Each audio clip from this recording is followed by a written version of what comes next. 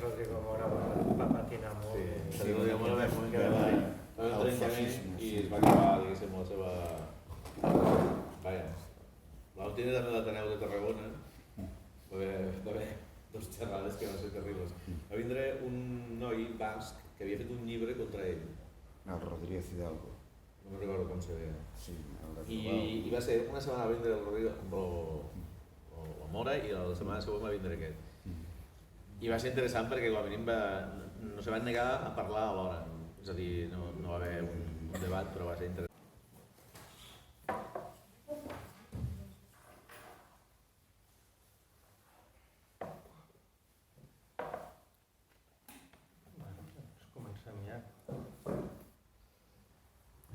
Benvingudes a la presentació d'aquest tercer volum del Llibre Negre. Aquesta activitat l'organitzem des de Negres Tempestes dins de les jornades del Febrer Llibertari que ja van començar el cap de setmana passat. I bé, són ja 11 edicions del Febrer Llibertari, una mica amb la idea d'obrir una mica el pensament i això en una concentració així com d'un mes en diverses activitats de projeccions fins a xerrades, debats o presentacions de llibres. I bé, en Jordi Martí ja havia presentat amb nosaltres els dos anteriors volums. Creiem que era interessant encabir-ho dins del Febrer Llibertari, els altres dos no va donar ocasió de fer-ho, perquè creiem que és un debat que està bastant viu, no? I valia la pena incorporar-lo dins d'aquesta jornada.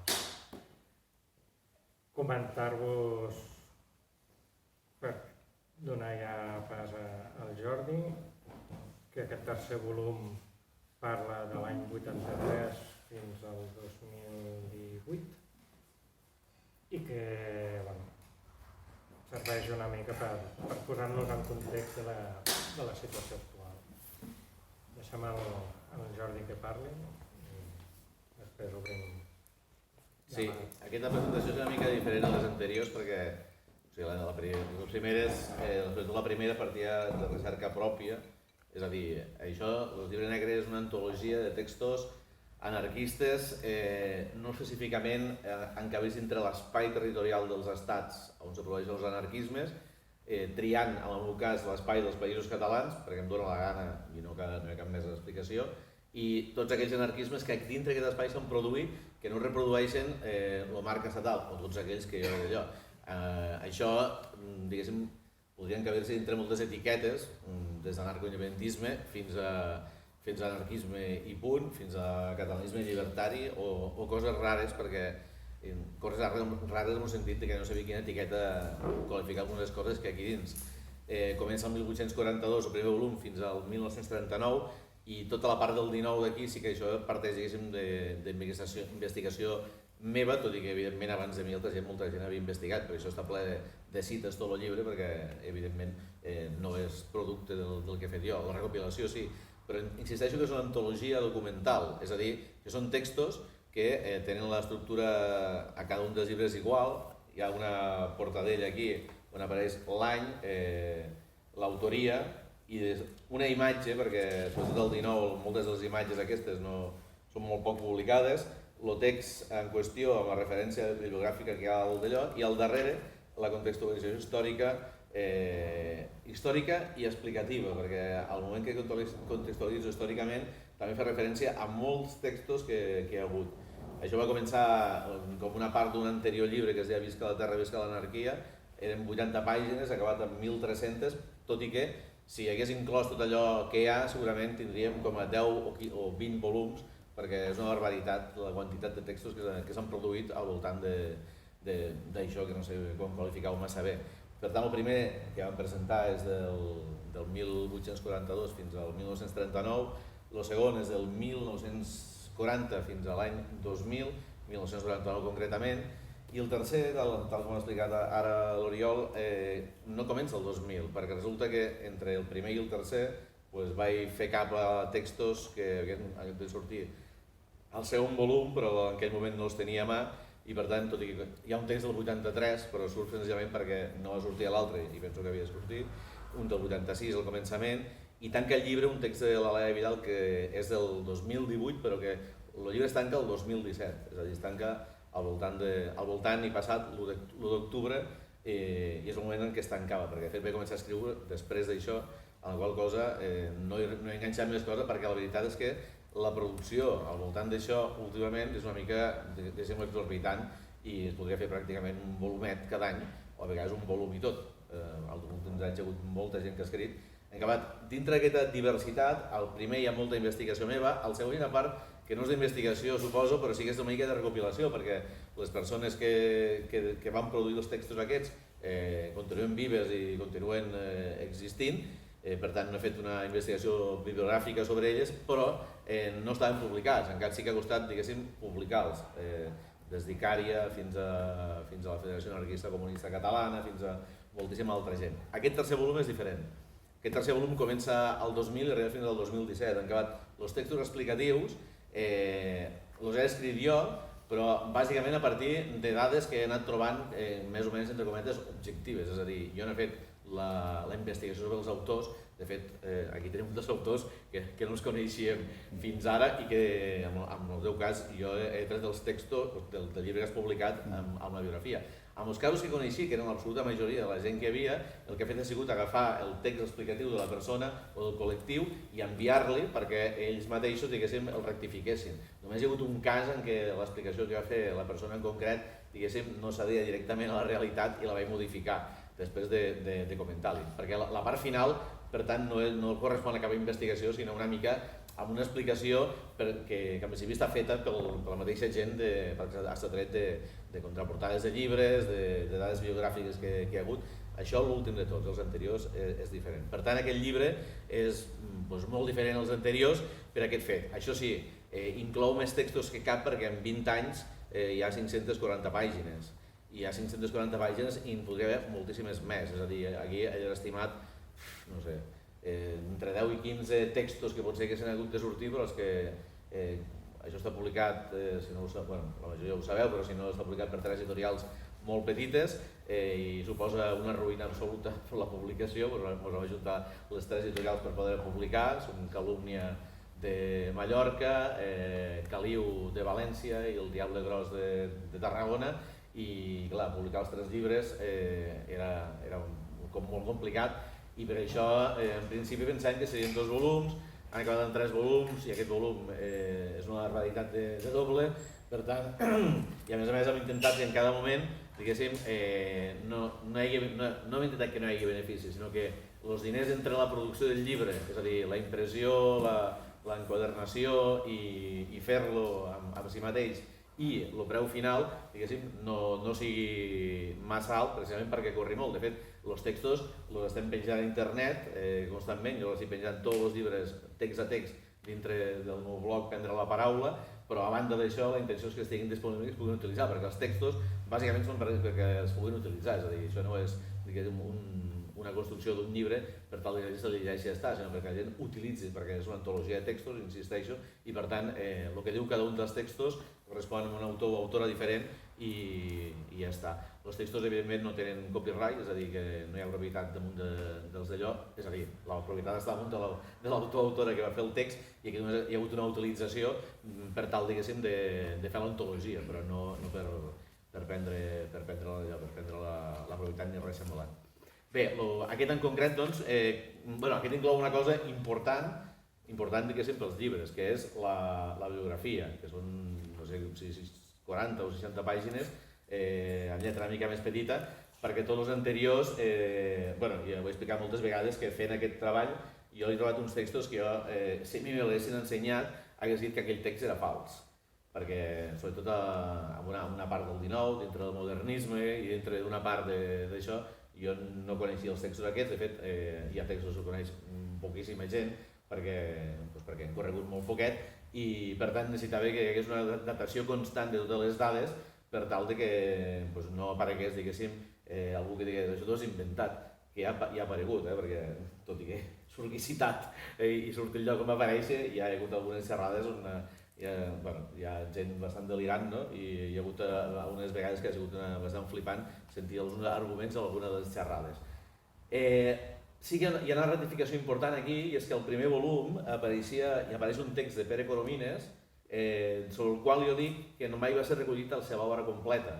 És important perquè Pere Coromines, a banda del que s'explica als instituts sobre ell, jo treballo en un institut, s'explica molt sovint que era un senyor que des del modernisme més radical es va apropar a l'anarquisme, i fins i tot el Jaume Brossa va repartir fullets a les entrades de les fàbriques, això ho he sentit diverses vegades, fins i tot a la carrera, a Filologia Catalana, i bé, i nos explica que era el principal responsable de Ciència Social, que era una revista anarcocomunista on va participar bona part dels creadors del pensament anarcocomunista dintre, no de Catalunya o de Barcelona, que es feia aquí, sinó dintre de tot l'Estat, i gent que simpatitzava o com a mínim no veia malament aquesta idea, entre ells en aquell moment, i no perquè fos anarcocomunista, sinó perquè pensava que era una idea vitalista i tal, Unamuno, per exemple.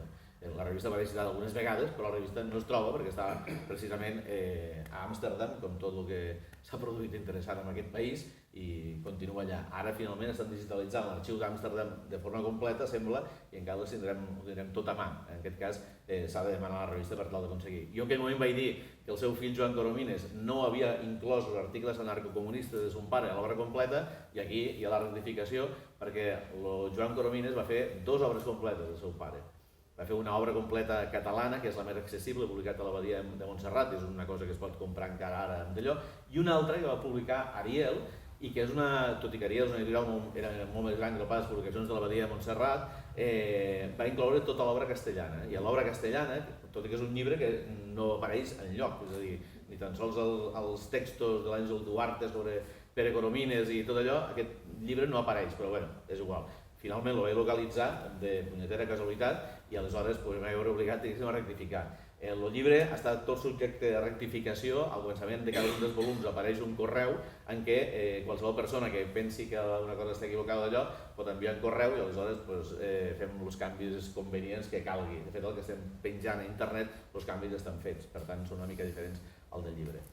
Què inclou durant aquests 20 anys? Inclou l'acabament del que serien les conseqüències de l'anarcoindependentisme dels 80, del voltant d'Icària, de la FAC i això, individualitats que sempre apareixen molt qüestionades en alguns casos, com el Josep Maria Reguant, que apareix perquè, encara que si fos qüestionat, va fer una aportació en forma de llibre a tot això.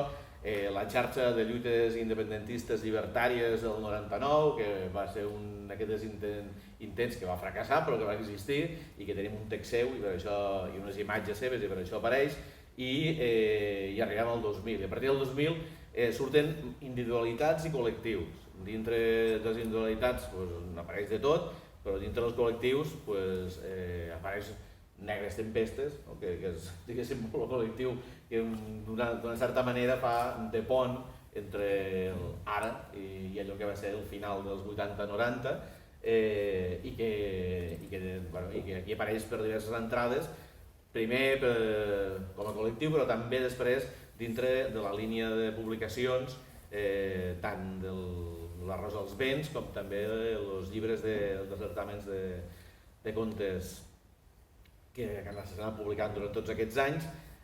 Apareixen els manifestos de la CGT, que són molt interessants de llegir tots seguits, tot i que aquí només n'hi ha un, per això dic que falten molts textos. És a dir, la CGT, a partir del 2004, a partir d'un debat intern terrible i tiros amunt i avall i tot això, va començar a fer una sèrie de manifestos l'11 de setembre.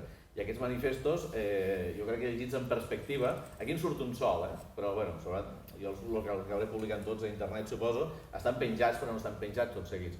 Però són molt interessants veure'ls com va construir tota una línia, que jo crec que és una línia, no és anarcoindependentista, però sí que és una línia d'un pensament llibertari que, com que era l'11 de setembre, donen, diguéssim, una interpretació diferent al, entre cometes, fet nacional, si voleu dir-ho així, tot i que no parla de fet nacional ni res d'això, i són uns textos realment interessants. d'individualitats apareixen moltes i no m'aturaré perquè apareixen molt i molt diversa. Apareixen evidentment els comunicats de cada bloc negre de l'11 de setembre, tot i que n'apareix un sol, perquè clar, si sortissin tots, doncs el llibre seria sobre els comunicats de la CGT i els comunicats del bloc negre, la qual cosa evidentment no anirem a cap lloc, o sigui, no ens bellugaríem d'allò.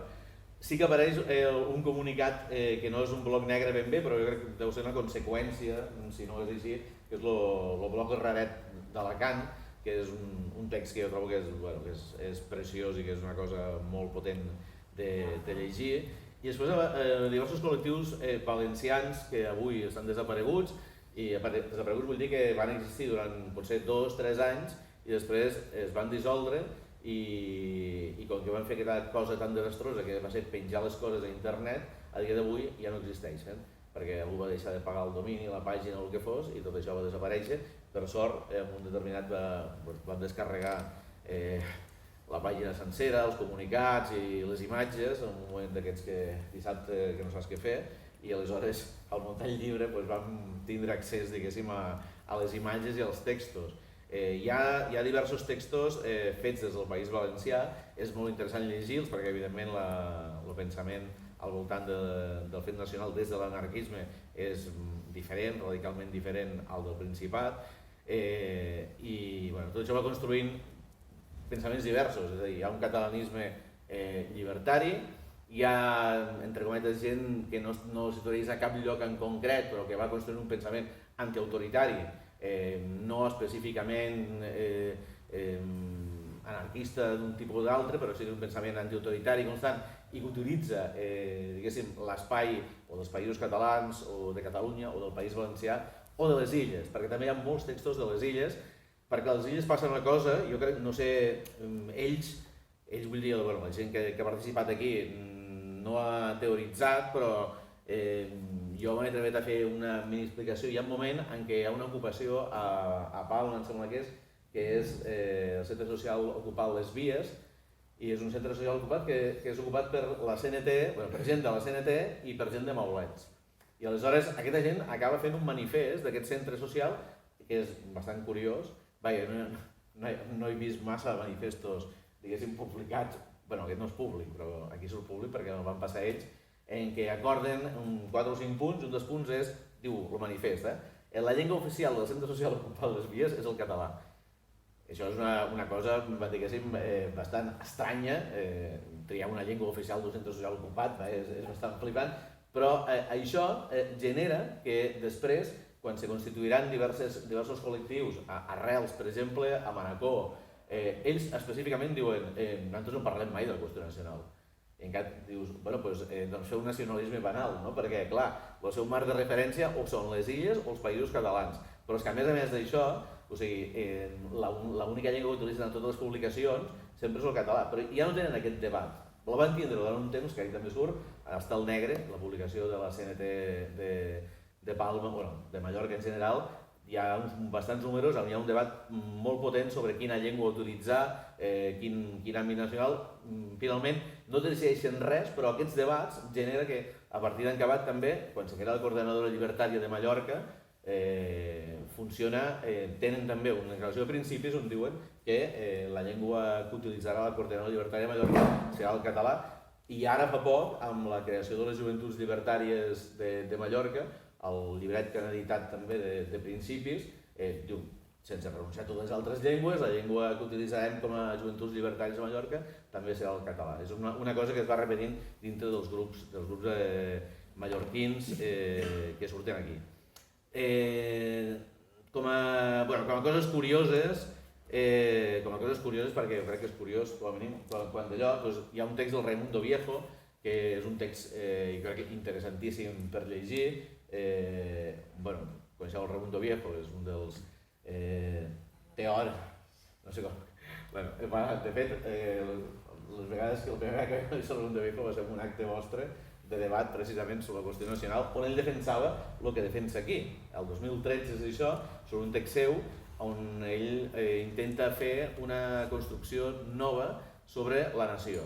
El text és brutal, és molt bo. Jo crec que és de les construccions teòriques més interessants que s'han generat dintre l'esquerra catalana, en aquest cas, per tal de fer una construcció sobre la nació. El que passa que, clar, amb les trajectòries de les persones, doncs ara algú li dius que aquest text és el Raimundo i, evidentment, aquest text no el tindrà en compte de cap de les maneres, sinó tot el contrari, perquè ella ha pres unes postures, no diria espanyolistes, però dintre de Podemos, el sector que dona suport, per exemple, a Manel Valls i no d'una forma, diguéssim, des del darrere, sinó des de primera fila. En acabat, hi ha hagut una involució en aquest àmbit per part seva i igual que per part de molta altra gent. Tot i així, el text és un text brutal i crec que és important d'incloure. Dintre d'aquests últims 20 anys, evidentment, apareixen textos al voltant del procés. I aquests textos jo crec que són interessantíssims de llegir, perquè tenen una visió molt diferent a tot allò que seria... Quan dic el procés aquest d'allò, però dintre aquest procés hi ha hagut gent que ha dit coses que jo crec que són... utilitzen un estripament important, la qual cosa està molt bé, i alhora doten, diguéssim, la banda llibertària, no la fan caure tampoc, perquè hi ha hagut textos que fan un atac dur contra el procés, però alhora, si fas una lectura interior del mateix text, t'adones que, clar, no es posa en dubte el marc existent. I si tu no poses en dubte el marc existent, però qüestiones aquell que pot haver-hi, doncs, com a mínim, dintre de triar una cosa o l'altra, sembla que te decantis pel fet que ja farem l'anarquia quan arribi, però el marc continua sent Espanya i s'ha acabat el tema. Hi ha el text del 2014, la ratlla per Catalunya, que va ser aquesta cosa tan interessant de fer a la V baixa aquesta de la Victòria, la ratlla entremig, de convertir la V baixa en una d'anarquia, i aquí sobre el text que feia la crida, diguéssim, a la convocatòria.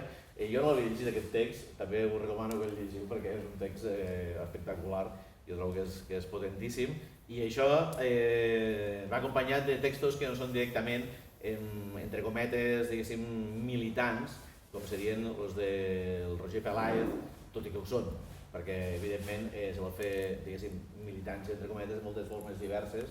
Aquí apareix, no sé quin text vam triar finalment, però és un text del Roger Peláez i tot al voltant així, que té una potència divertida, i que lliga molt amb una sèrie de línies que als 80 ja van existir i que es van anar seguint, i aquí n'apareix una que jo no la qualificaria, diguéssim, com a anarquista, llibertària, però sí com a completament irreverent i que genera unes coses que a vegades sí que acaben dintre d'aquestes línies llibertàries. És la Lliga Anticolonial, que va ser una cosa fet per una gent que no era llibertària, i bàsicament utilitzava aquest humor estripat completament. El 2001 us sonarà el gat aquest i tota la cosa aquesta que va al seu voltant, i un text que ells utilitzaven un manual d'urgència de desintoxicació zòmbica, que és una mica el seu text, és un text potentíssim, que jo crec que tota aquesta línia, diguéssim, d'irreverència total i de fotre's del poder i tot això, també és una línia molt pròpia que va apareixent sense cap mena de dubte. Al voltant ja del 2014 apareixen els textos que farien, no sé com dir-li, que acompanyarien una mica tota la cosa aquesta del que va ser la consulta del 9 de novembre. El que passa que hi ha una referència, que és el llibre aquest del Per canviar-ho tot, que com que aquest llibre existeix, el que he fet ha sigut fer textos que no incloïa el llibre, tot i que hi ha un dels textos que jo crec que és imprescindible perquè parla de tots els corrents del moviment anarquista que parlen sobre el 9-N, i aleshores, com que el llibre aquest existeix i que el llibre està publicat per Descontrol, imprès per Descontrol i es pot trobar a tot arreu, no he inclòs tants textos com hi havia, perquè n'hi ha moltíssim.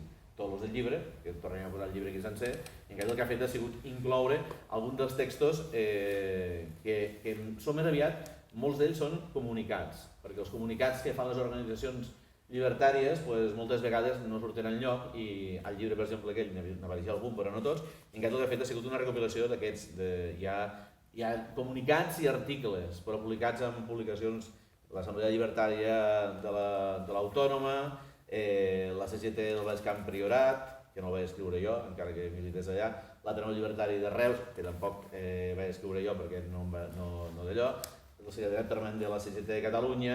És interessant llegir-los perquè vas veient, diguéssim, una postura que s'ha construït a partir a la CGT, per exemple, dels manifestos aquests de l'11 de setembre, i que hi ha aquests arguments. Què passava aquí, als 80 i tot això? Pues quan la CNT es posava a escriure sobre nacionalisme, que em va escriure, aquí va sortir uns textos, feia uns textos deplorables absolutament, perquè feia textos sobre els tòpics que precisament en molts casos no es complien. Hi havia casos que sí que es complien, però en els casos que no es complien també parlava d'aquests tòpics. I aleshores què passava? Pues que senzillament estava parlant d'una cosa que era criticable dintre d'altres àmbits, però no precisament dintre de l'àmbit llibertari d'Icària o de la gent aquesta que estava fent una cosa radicalment diferent. Ara bé, no importava massa, com que els nacionalistes eren burgesos i no sé què, doncs Icària eren burgesos i la FAC encara més, no? Clar, era una mica fora de lloc completament. Feia el mateix, per exemple, de fet, fa el mateix, al segon volum apareix el text aquest del Marcelí responent a l'editorial del CNT després del 23F, del cop d'estat de Tejero, que és una editorial infecta absolutament, ja ho he dit bastantes vegades, jo crec que aquest editorial, si avui se publiqués i es preguntés a qualsevol persona qui ha escrit aquest text, doncs hi hauria, potser ni el PP, potser només hi hauria dos partits en aquest país ara mateix als quals se volia atribuir, i precisament no són d'esquerra aquests dos partits. Però en aquell moment la CNT tenia aquesta postura i està publicat, vull dir, no m'ho invento, i aquí surt el text de context amb aquest editorial. Per què utilitzava aquestes idees la CNT? Perquè mai hi havia hagut un debat obert sobre aquest tema, i en acabat estava utilitzant uns tòpics que no responien a cap realitat, però no importava, els tòpics funcionaven dintre d'una part important de la militància. Què passava als 70 i a finals dels 70 i començaments dels 80? Que hi havia una part de la militància que aquests tòpics ja no els creia. I per això hi ha la resposta tan dura, no del Marcelí, el Marcelí és l'exemple d'aquí, però de molta altra gent que comença a escriure dient, però què esteu dient? I aquest enfrontament i aquest que acaba amb un trencament, no només per aquest tema, sinó per molts altres, perquè se treballa molt des dels tòpics i aquests tòpics no responen a la realitat. O responen a una realitat que s'havia quedat ancorada al 39 i que no havia evolucionat més. I aquí dintre havien passat altres coses i per tant la gent havia diguéssim, canviat bastant. Per sort, davant del 9N, si mirem els arguments que utilitza, per exemple, la CGT per escriure aquest text, no és un text anarcoindependentista, és un text que parla del 9N, però que es diu cap prohibició, cap límit de decisió, també el 9N. Els arguments que donen aquí són arguments perfectament lògics i que es poden arribar a entendre, diguéssim, dintre del context on se van produir. Hi ha el text d'embat, que és un text... Embat potser és un procés, diguéssim, uns textos una mica a banda, perquè tots els textos que apareixen aquí d'embat són molt d'anàlisi de fons. I jo crec que és interessant llegir-los així en perspectiva perquè vas veient, diguéssim, que hi ha hagut un intent, diguéssim, d'interpretació des de l'àmbit llibertari de tot el que està passant en aquells moments, certament interessant. Tot això, diguéssim, arribarà amb un entrepunt encara més d'anàlisi i de debat al voltant de l'1 d'octubre. Al voltant de l'1 d'octubre els moviments llibertaris escriuen de tot. Aquí en surt una part, però n'hi ha molt més. Però la Federació Anarquista de Catalunya treu un manifest interessantíssim, lograr el grup de reflexió per l'autonomia, surt molta més gent, però aquí són els que he recollit. La CNT d'Olot, l'absoluta majoria dels textos del món llibertari s'enfronten a la repressió, defensen la possibilitat de triar absolutament tot, però pocs parlen d'autodeterminació. La CNT d'Olot no. La CNT d'Olot, el seu text diu a favor de l'autodeterminació del poble català. És diferent, diguéssim, al d'allò. Hi ha un text molt potent de la CNT de Catalunya i ho sento molt, però no m'atreveixo a dir quina de les bandes, diguéssim, quina de les organitzacions de la CNT és aquesta, perquè vaig ser incapaç de trobar-ho, però que es diu Independència, sempre, però d'aquí, és un text també interessant, i després apareix un dels textos que jo crec que és més destacats al 2017, que és precisament el text de crida a la vaga general del 3 d'octubre, Aquest llibre està fet en bona part també per explicar aquesta vaga. Tot i que ara n'estic fent un altre que se centra moltíssim més precisament en aquest moment, perquè si... Bueno, això és el de sempre, no? Però si no opinem sobre això, això acabarà convertit en precisament el que alguns sectors volen que sigui, no? No se sap què, una mobilització de masses i no sé què més. Bé, els textos evidentment no van portar que sortissin milions de persones al carrer, però sí que va haver interpretacions i unes assumpcions des de parts de tot això que van acabar, diguéssim, amb una vaga general que es va convocar 10 dies abans del 3 d'octubre i que va comportar un munt de debat al seu voltant i que va generar uns textos. I aquests textos surten aquí perquè, torno a insistir, que això és una antologia textual. Aquí no surt, per exemple, la convocatòria de la vaga. Aquesta sortirà al llibre aquest que estic fent ara de Visca la Terra, Visca l'Anarquia, segona part, perquè crec que és interessant de que siguin públics. Més que res perquè, torno a insistir, el relat, diguéssim, del poderet catalunyès, no? És aquest relat que diu que l'1 d'octubre se va fer això del referèndum i després se va fer una aturada de país el dia 3, no? I alguns ni ho diuen, diuen que va passar el dia 1 i després va passar la resta de coses al Parlament i tal. Bé, doncs, encara que sigui per la quantitat de gent que hi va haver, doncs, com a mínim del 21 és la vaga amb més participació que hi ha hagut mai. I les dades són tan terribles que precisament el Ministeri de Treball les va penjar a la seva web, com fan totes les vagues generals, i 2 setmanes després les va treure. Si avui busqueu a la pàgina del Ministeri de Treball, doncs trobareu les dades de totes les vagues generals del segle XXI, menys del 3 d'octubre. Tot i així, com que per sort tenim una patronal que val el seu pes en bord, la patronal va treure un comunicat queixant-se d'aquestes dades. I aleshores la CGT va treure les dades de la patronal, són dades oficials, extretes directament de la web del Ministeri. La Foment del Treball fa una queixa pública dient que això no pot tornar a passar, tants milers i milers i milers i milers d'hores perdudes, explicant una cosa molt interessant i mostrant una cosa molt interessant, que allò que hi havia allà era una vaga general, no una aturada de país. Per què? Doncs perquè les hores perdudes no eren d'administracions públiques, perquè dintre de les dades del Foment del Treball aquestes apareixen, però apareixen separades. Les dades només de la gent que va decidir aquell dia fer vaga, és a dir, no anar a treballar i per tant no cobrar, són brutals, són d'unes quantitats immenses. Apareixen aquí perquè crec que és important que apareguin i que les tinguem i que les utilitzem. Estan penjades també a internet, les també hem fet comunicat al voltant d'aquestes dades i estan a tot arreu, però ningú les utilitza mai. Digues quines eren. Doncs no t'ho puc dir perquè jo de dades soc horrible. Si trobo l'article t'ho diré. De totes maneres, com que teniu el llibre aquí, si ho voleu buscar, lo teniu allò, el teniu a mà. Bueno, ja el trobarem perquè és allò, estan per aquí, però si us trobes tu, lo sabeu.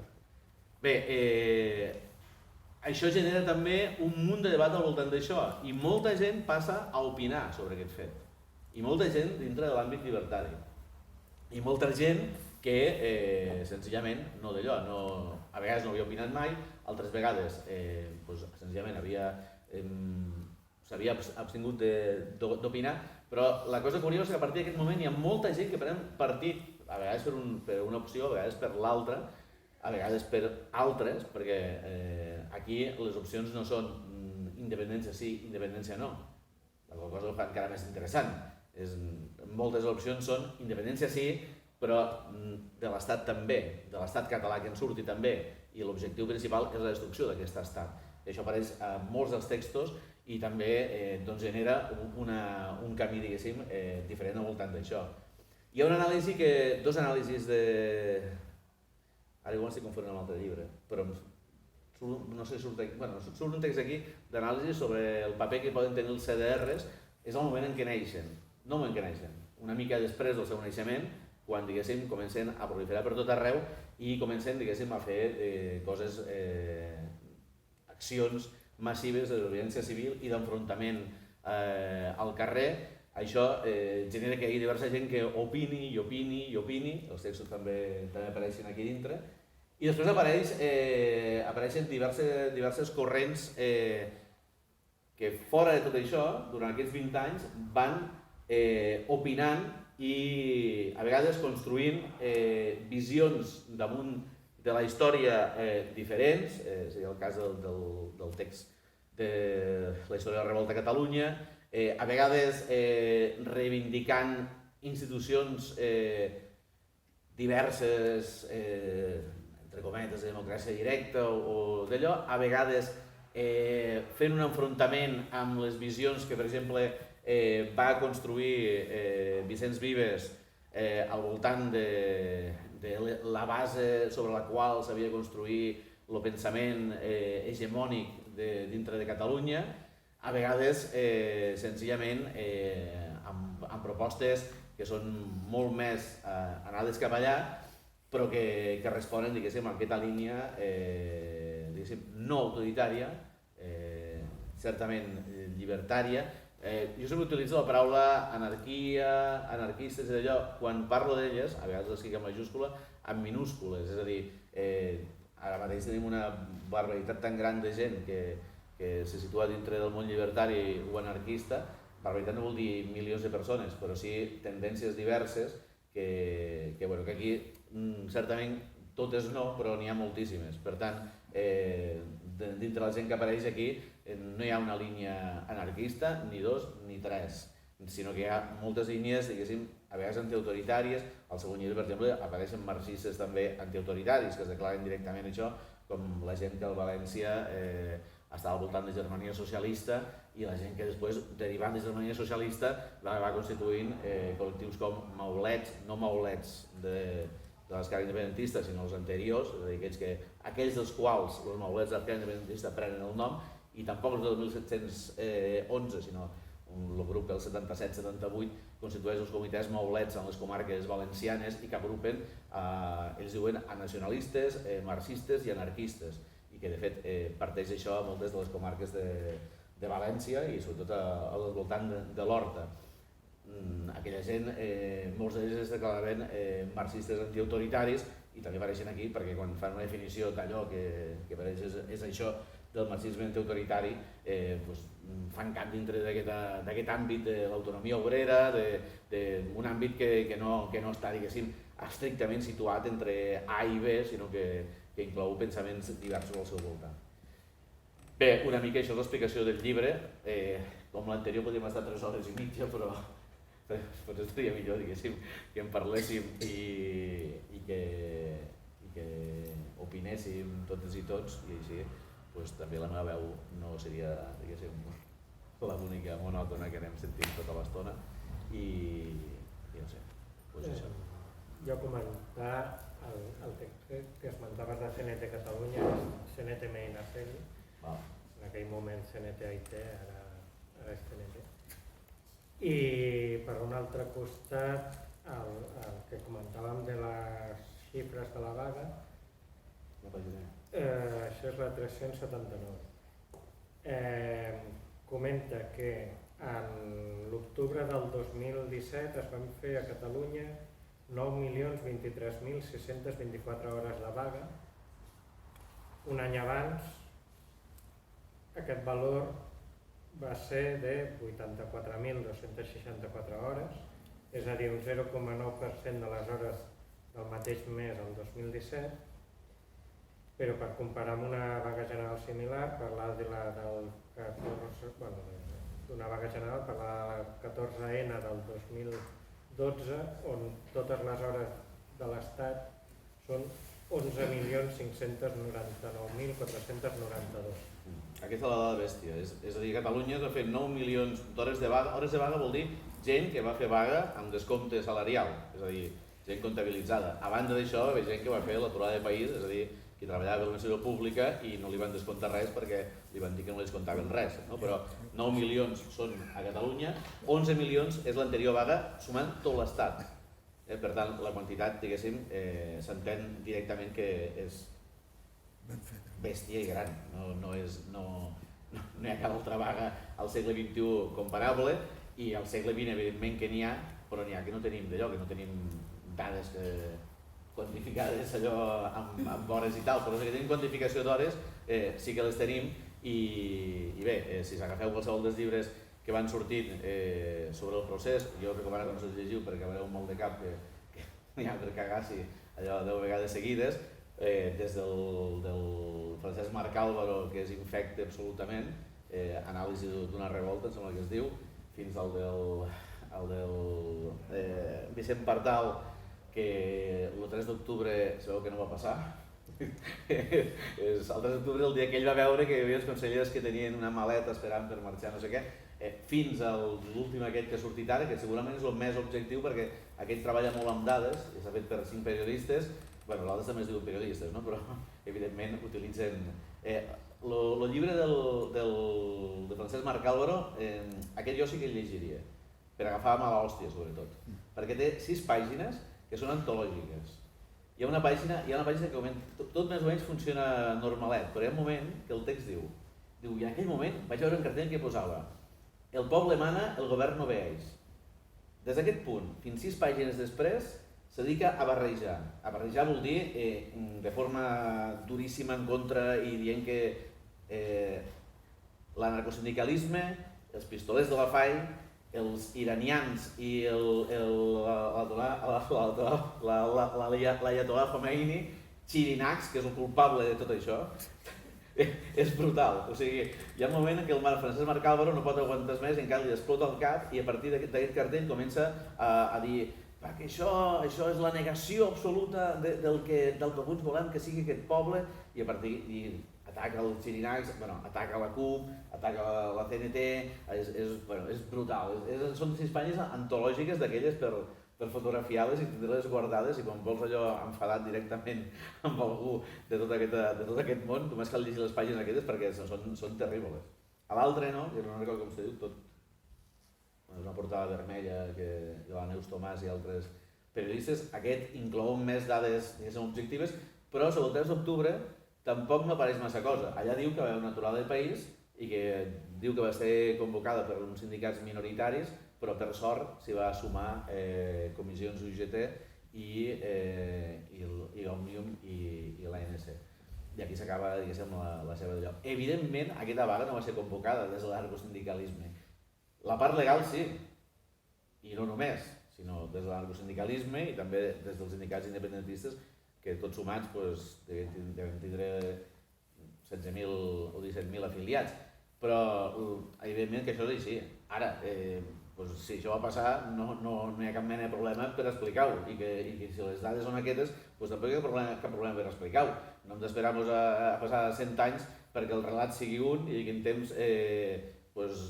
en temps vull dir, i el mes que ve aparegui algú i digui i gràcies a la convocatòria de no sé qui s'ha de fer aquesta vaga. Doncs no, perquè la convocatòria va ser la que va ser i ja està. I no passa de què va ser aquesta convocatòria, és a dir, segurament si hagués convocat, no sé, Negres Tempestes sols, també hi hagués hagut tanta gent.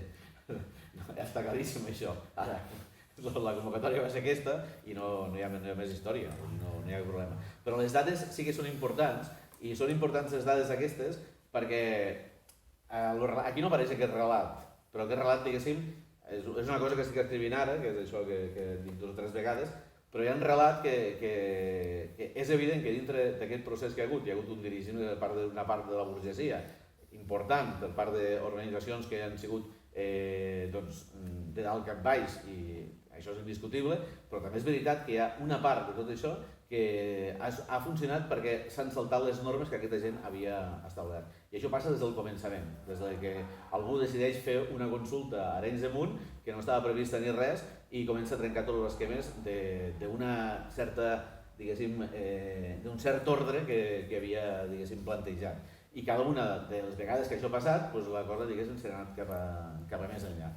Fins al punt d'arribar a un punt que aquí el llibre no arriba, però que també són interessants llegir els textos que tenim, com els del Ruimán Rodríguez, al voltant precisament de les mobilitzacions de la sentència o de moltes altres coses de les que van passant, que tots tenen, diguéssim... Ara hem arribat a un punt que és interessant veure això, perquè fins fa 10 anys,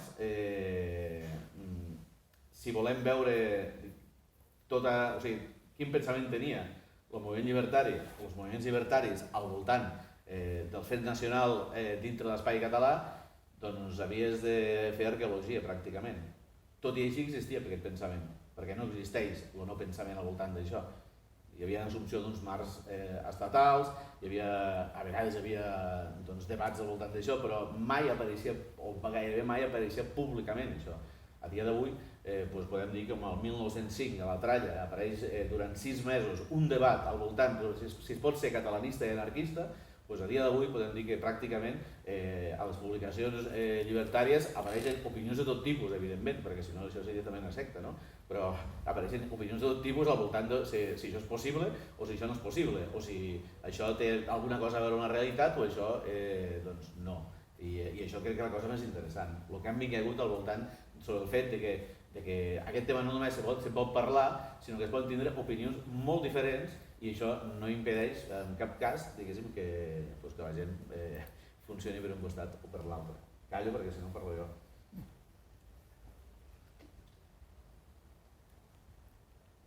Tenia una companya que el dia abans de l'1 d'octubre, el divendres, veiem de la feina, li pregunto què? Aniràs a votar? I diu, oh, voy a votar, jo voy a votar, i jo què? Va passar l'1 d'octubre, arribo dilluns, i el primer que em diu la dona, mañana huelga, ¿no? Perquè va ser una reacció de tothom, això no pot ser, no és lògic, no entra dins, havia tornat als grisos de cop i volta, i amb una cosa tan simple com votar. O el que diuen d'això, els artistes només hem anat a votar quan ha estat prohibit. No és increïble.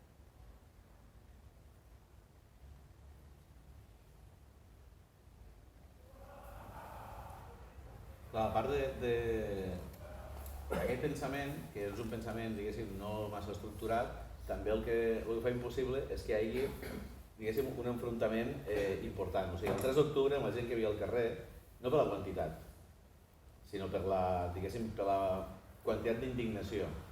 Hi havia una capacitat d'enfrontament molt forta, però cap organització, i no estic parlant aquí ni de Catalunya ni d'Esquerra Republicana, potser ni tan sols de la CUP, però ningú, diguéssim, s'atreveix a tensar. Uns perquè la història no va amb ells, diuen, no? I altres perquè senzillament no s'atreveixen. No s'atreveixen, parlo d'uns tercers, però podria ser en primera persona, perquè no s'atrevim a tensar. Però ho dic perquè 2 anys després, amb la sentència del procés, el punt de tensió, diguéssim, no passa per organitzacions, i en acabat, diguéssim, se desencadena un enfrontament que dura pràcticament 2 setmanes. I això, i a més no passa a Barcelona, perquè aquí esteu molt acostumats a aquest d'allò, sinó que passa a tot arreu. I a més, jo no sé com era aquí perquè no vaig estar aquí, però a Tarragona sí, i a Tarragona l'enfrontament el protagonitza gent que no cal que mos trenquem, diguéssim, el cap, que no eren ni tan sols de l'esquerra independentista, sinó que és la gent que va a totes les mogudes de tota la part anticapitalista de la ciutat.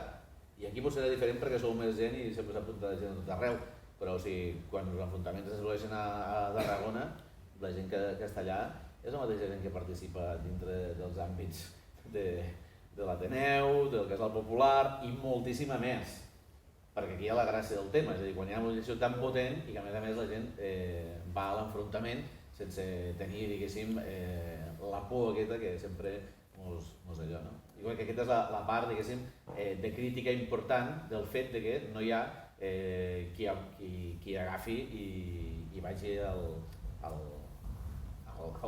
tot, que en aquest cas ningú sabia quin és el tot, no? Però bé, ningú mai sap quin és el tot. Roimán Rodríguez diu una cosa al seu text aquest no sé com si diu això, de Barcelona, que va publicar, que diu bé, vist en perspectiva i amb els dies que han passat tornem a estar igual que el 15M, no? Que vam mirar què passava i com que no coneixíem ningú que estava al carrer, vam dir, bueno, això ja s'acabarà. I com que durava, vam acabar baixant i vam veure que estàvem funcionant d'una forma que sempre havíem dit que havia de ser la que es funcionés, però que, com que nosaltres no havíem protagonitzat, estàvem allà una mica mirant-nos-ho des de lluny. Torno a insistir que tampoc no conec com van aquí, però sí que conec com van a Tarragona, i quan la gent, diguéssim, que organitza... és una mica de conya això, no? Però quan la gent que organitzava la revolució se va adonar que la revolta com mínim estava al carrer, doncs havien passat 2 setmanes. I clar, és aquesta cosa que acaba sent la conya aquesta del dia que passi la revolució ens trobarà reunits, doncs una mica semblant, perquè això no era cap revolució, està clar, però sí que era una revolta, i una revolta que, com qualsevol revolta, quan arriba al punt en què decideix l'enfrontament total amb qui està al davant i que quan se carrega ningú tira enrere, doncs a partir d'aquí es poden fer moltes coses. Moltes coses vol dir a tots els nivells. Esperarem que torni a arribar la no sé què, no? Però és una mica la cosa aquesta del llibre negre, que és una mostra de que això ha existit, això en un sentit ampli, ha existit durant moltíssim temps, i és una mica resseguir uns fils que d'alguna manera han anat trobant i han anat existint, però que mai, diguéssim, l'han tingut allò situats dintre d'una mínima línia d'accés. Ara hi ha els papers per accedir i tampoc no cal que se'ls miri ningú si no li interessen com a tals, però sí que com a mínim estan reunits i a partir d'aquí si tenim alguna cadira que no acabi d'estar fixa, doncs si el forat és molt gran, el 3, que té més pàgines, i si no, el primer o el segon també ens servirà una mica per acabar de fixar-la. Jo crec que la feina que s'ha fet amb aquests 3 llibres, des del punt de vista de Negres Tempestes, no? Quan va aparèixer el nostre col·lectiu, per exemple, teníem referència del llibre d'anarquisme i alliberament nacional, no? Que havia fet gent d'Arcàdia, del FAC i això, i que ja esmentaven alguna cosa que havia existit anteriorment, no? Però sí que semblava com que hi havia un buit, no? Que no hi havia massa gent que hagués escrit d'això. I precisament ha anat molt bé aquesta recopilació i en aquest sentit l'hem recomanat bastant, no? Perquè moltes vegades semblava que els col·lectius que ara darrerament estàvem amb el bloc negre o amb aquestes lluites ens havíem inventat alguna cosa, no? I quan els explicaves, ja hi havia gent al segle XIX que estava fent aquests qüestionaments. I realment és molt positiu haver fet aquesta recopilació, perquè de vegades es queien amb els tòpics aquests que l'anarquisme sempre ha estat d'un costat, un posicionament, que el ser antiestatista també és anar en contra de les nacions o dels pobles, i ja no parlem del fals internacionalisme que acaba cobrint un espanyolisme així, que de vegades també et trobes dins dels moviments llibertaris. De totes maneres, la cosa heavy està per fer, perquè aquí, sobretot el 19 i començament del 20, hi ha un munt de línies d'investigació que ningú no ha fet mai. O sigui, de Pere Coromines hi ha 4 anys de la seva vida que s'han d'antologar i s'han d'estudiar, perquè... O Jaume Brossa. O sigui, Jaume Brossa és la persona que construeix l'avenç, que és l'introductor i el creador del modernisme aquí, i no hi ha ni una punyetera antologia publicada ara per poder llegir el seu pensament. Això, és una conya, no? Però si fos un país normal, i no vull dir que tinguéssim un estat, sinó que la gent s'interessés per allò que va passar abans, no s'entendria de cap manera. O sigui, com pot ser que no tinguem cap? O sigui, hi ha un llibre del 1975, que pots trobar a una llibreria de vell, però s'ha acabat el tema. O sigui, Jaume Brossa no té els textos seus publicats. Més encara, la investigació màxima sobre Jaume Brossa publicada a dia d'avui està penjada a la Viquipèdia. És una investigació que va fer la Núria Soler de Tarragona, que fa molts anys va vindre una xerrada que vaig fer jo i vaig fer aquesta mateixa pregunta, i ella se li va ocórrer estava fent batxillerat i va fer un treball d'investigació de batxillerat, un TREC. Aquesta és la màxima investigació que va guanyar aquell any el concurs de trecs de Catalunya i com a text més interessant d'aquell any està penjat a la Viquipèdia com a màxima referència per entendre qui era Jaume Brossa. Però aquest senyor, el 1899, escriu un text que es diu Catalanisme i Socialisme. Socialisme per ell vol dir internacionalisme, és a dir, anarquisme, on diu el catalanisme a dia d'avui ha construït ja un programa nacional i ara comença a interessar-se per l'economia. Doncs bé, nosaltres que tenim un programa nacional tenim també una part econòmica, tenim tots els principis de la internacional i aquests són els principis que aportem al catalanisme. Això ho diu aquest senyor perquè el 1899 ell continuava sent llibertari i publica la revista Blanca el mateix. Tant el pare com la mare de la Frederica Montseny, dos personatges, notícia brutal d'avui, finalment tornaran a publicar Mi vida del Joan Montseny, que va ser publicat al moment que el va escriure, són dos volumons immensos, una biografia equiparable a l'Eco de los Passos als primers 30 anys del segle XX, que és del que parla, l'Eco de los Passos als 70, però equiparable amb importància al moment que s'ha publicat, mai més publicat ara, i finalment han aconseguit que la URB de Tarragona pagui una edició perquè són 1.800 pàgines en la realitat i tindrem una altra vegada la biografia del Joan Montseny per poder llegir, perquè el Joan Montseny està desaparegut. Joan Montseny va tenir unes postures superespanyolistes al moment que es proclama la República, el 31. Espanyolistes, deixem totes les paraules. I ell mateix, als anys 20, en canvi, té unes postures supercatalanistes. Per tant, les dues postures, unes, les espanyolistes són conegudes perquè estan publicades. Termes va publicar un llibre que es diu Els obrers i la República, sembla que es diu, s'ha publicat a l'editorial Afers de València, on se dedica a fer les diverses postures que hi ha davant de l'aprovació de l'Estatut i de la República. I allà són les postures de Joan Montseny, que fa uns textos terribles, d'un espanyol visceral i terrible en contra de l'autonomia de Catalunya en aquell moment, i ell mateix, 12 anys enrere, a Reus, publica una sèrie de cartes amb una publicació molt diferent, una publicació republicana federal, però que ella evidentment fa anys que és anarquista, i els textos que publica allà dintre són terribles. Hi ha un text que de fet surt publicat al primer volum d'aquí, que és un text que a vegades, jo l'he fet llegir a molts d'aquests que de fet sembla la revista Blanca, perquè és un text que costa...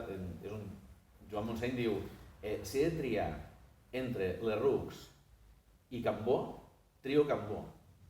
I dius, què està... I encara diu, encara comença a justificar-ho, no? Diu, què està dient aquest home? S'ha grillat completament. Encara comença a justificar-ho i diu, no, perquè jo he viscut amb Lerroux durant 5 anys a casa seva. I és un lladre, no sé què més d'allò. Diu, en canvi, Cambó mai viure amb ell. Sempre el tindré davant i sempre anirem a saco contra ell. Però, en canvi, Lerroux, que el tinc al costat, sé que al moment que jo em tombi d'esquena, m'apunyalarà per l'esquena. És una explicació, hi ha molta més teoria en aquests textos, però és un dels textos allò que jo quan el llibre he quedat super sorprès. Això va ser publicat al 79 per Pere Anguera amb un llibre que es diu Per Catalunya i mai més s'ha tornat a publicar. Jo sé que quan no es publiquen coses que no hi ha interès, però bueno, això és una línia també que s'ha d'investigar i que s'ha de treballar. La mateixa figura del guanyavents. O sigui, guanyavents s'ha d'investigar i s'ha d'estudiar i s'ha de publicar la seva obra. O sigui, també ha publicat 3 volums de poesies, fa la lletra dels segadors i desapareix. No desapareix perquè va ser corrector de l'Institut d'Estudis Catalans durant pràcticament 20 anys, però a dia d'avui, o sigui, mai més han publicat els seus 3 llibres de poesia. No té massa lògica, perquè mira que es publiquen merdes de poesia cada dia, allò sense parar, i reedicions d'autors que l'autor de la lletra dels segadors no té publicat la resta dels seus poemes. Molts dels quals són poemes obreristes, perquè tot i que Guanyavents el 1899 ja no forma part de l'AIT perquè s'ha separat ja a partir del 96 sobretot, 94-96, però el 96 sobretot, evidentment, perquè el 96 qui continua sent públicament membre de l'AIT se'n va a Montjuïc i Guanyavents no tenia cap interès ni un d'anar a Montjuïc, no d'excursió, sinó de ser torturat. Per tant, Guanyavents, al moment que escriu això, Els Segadors no milita dintre de la Societat Tipogràfica de Barcelona, però se va passar 12 anys, no un dia o dos, 12 anys de la seva vida fent divendres, dissabte i diumenge, a vegades dilluns i dimarts i tot, recitals en centres obreristes, de la Internacional, maçònics, espiritistes, i bona part de la producció que estava a Crisàlides no trasplantades, que són traduccions franceses.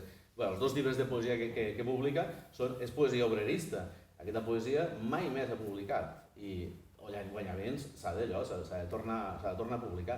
I igual, finalment ara tenim l'obra, com a mínim la part de teatre del Cortiella publicat, però fins fa un any no hi havia res del Cortiella pràcticament accessible. Evidentment podies anar a comprar a llibreries de vell. Avui tenim l'obra completa, que es diu Teatre anarquista, a Arola, però en canvi no està publicada encara la seva biografia, que l'acabarem publicant suposo en altres, però tampoc està publicat.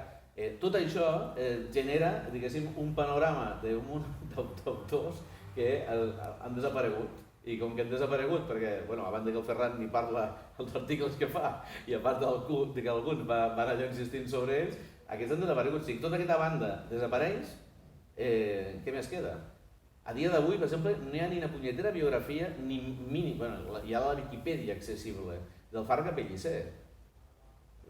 O sigui, el tio que des d'aquí a Barcelona és el primer secretari general del Comitè Local de Societats Obreres de l'AIT, inaugurador del Congrés de 1870, i el contacte directe amb Bakunin, i una persona que és respectadíssima dintre de tot l'àmbit obrer, perquè és la persona, en bona part, que fa el trànsit del cooperativisme a l'anarquisme des del 1868 fins al 1870, no hi ha cap biografia sobre ell. Mai s'ha publicat una biografia sobre el Farga Pellicer. Mai. És increïble, o sigui, és una cosa d'allò que vas flipant. El Bar Rossell aviat tindrà una tesi doctoral feta a Uruguai, sort que va viure a Uruguai una part de la vida, i a Uruguai li farà la tesi doctoral aquesta, perquè si no tampoc tindríem res sobre aquest personatge. Per això dic que la part desapareguda de tot això, aquí no hi ha hagut cap gran maquinació per fer desaparèixer això.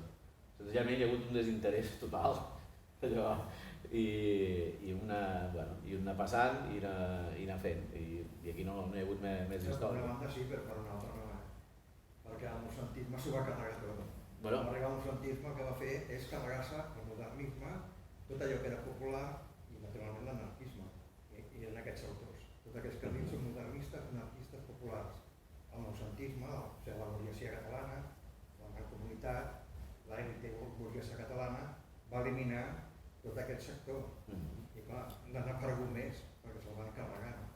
I només sortien els que ells controlaven la Catalunya, diríem, burguesa. Són els que nosaltres coneixem. El que era la Catalunya obrera va quedar eliminada. Després, clar, la classe treballadora, diríem, organitzada, o no ha tingut força, o no ha tingut estudiosos, o molt pocs, que ho poguessin tirar endavant aquesta gent. Sembla que durant la República s'anaven recuperant alguns, però clar, després ja... Però als 70, que és el moment que això s'ha pogut recuperar, la universitat se va centrar en reconstruir la història del marxisme. Llavors, dominava el marxisme a la universitat. Ja, el Termes devia estar allà, allò que devien tirant bombes per tot arreu, perquè és l'única persona que va intentar una línia d'investigació que aplegués tot això. I això té conseqüències molt xungues, més enllà de l'àmbit estrictament anarquista. O sigui que avui tinguem sort que els tenim, però que no és una cosa popular ni res, sobre l'espiritisme, és bona part conseqüència d'això, perquè quan se construeix una història des d'un punt de vista materialista, és a dir, des del materialisme històric, anem a fer una construcció històrica que a més és autoafirmativa en molts casos del propi passat, i per això tenim tenim molts llibres sobre Comorera, la qual cosa està superbé que hi sigui, però tenim escassíssims llibres sobre, per exemple, García Oliver. Tenim el llibre de l'Alegret i s'ha acabat el tema. De l'Os Marín de Ministros Anarquistes. Però això genera un relat, diguéssim, mancat, diguéssim, de tota una banda que no és una banda menor, perquè ara no estem parlant només, diguéssim, de l'anarquisme que més o menys és catalanista o allò, sinó de tot el moviment llibertari a nivell general, que ha estat completament desaparegut. El noucentisme, evidentment, és la primera estocada terrible, però després, evidentment, el franquisme també té a veure amb això. Però la construcció des de la universitat, d'una història obrera, en què s'intenta explicar una història obrera, i també té part de grup amb això l'independentisme. O sigui, jo, quan vivia al Priorat, allò aïllat del món, i rebíem la lluita del Pesant, que era l'única publicació que ens arribava allò des de fora, quan anàvem a Barcelona compràvem folletos per la Rambla i d'allò, però allà no hi havia venda de res més, però quan s'arribava a lluita, allà hi havia una secció que es deia Els fets i els dies, una cosa així, que era una part de memòria històrica. En aquella revista, quan se parlava de moviment obrer, de l'esquerra independentista, és a dir, el referent de l'esquerra independentista era el Catsi. Això és patètic.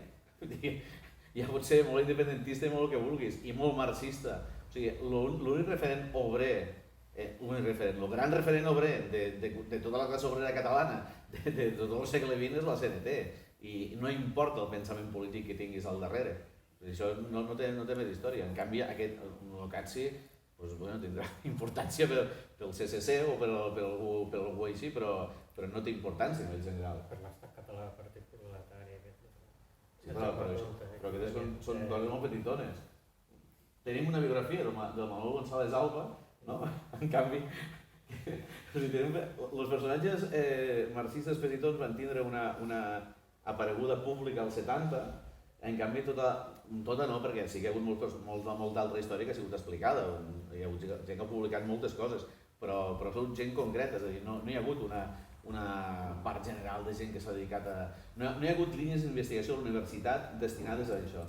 I això es nota molt perquè l'exemple d'això, o sigui, ara al març vaig a un congrés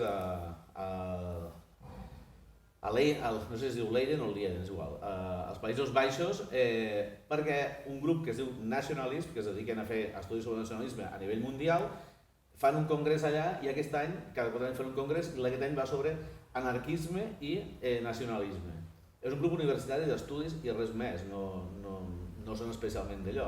Però bueno, aquesta gent contacten amb l'estat espanyol per tal que algú vegi quina línia d'investigació hi ha a les universitats d'aquí per tal d'anar a explicar els treballs al voltant del 3 d'octubre i del 1 d'octubre, perquè els interessava per allò.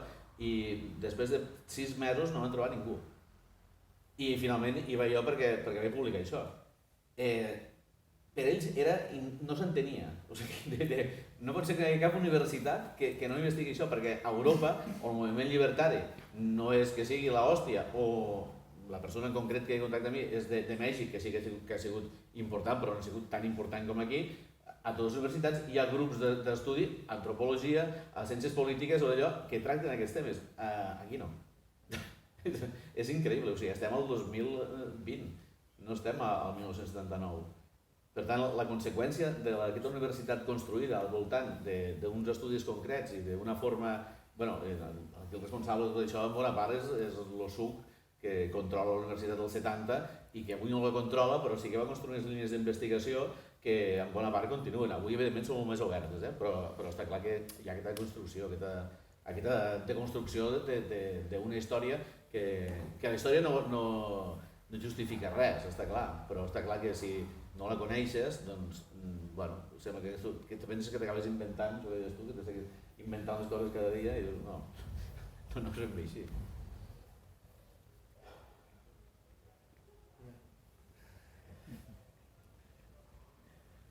Si algú vol comprar un llibre...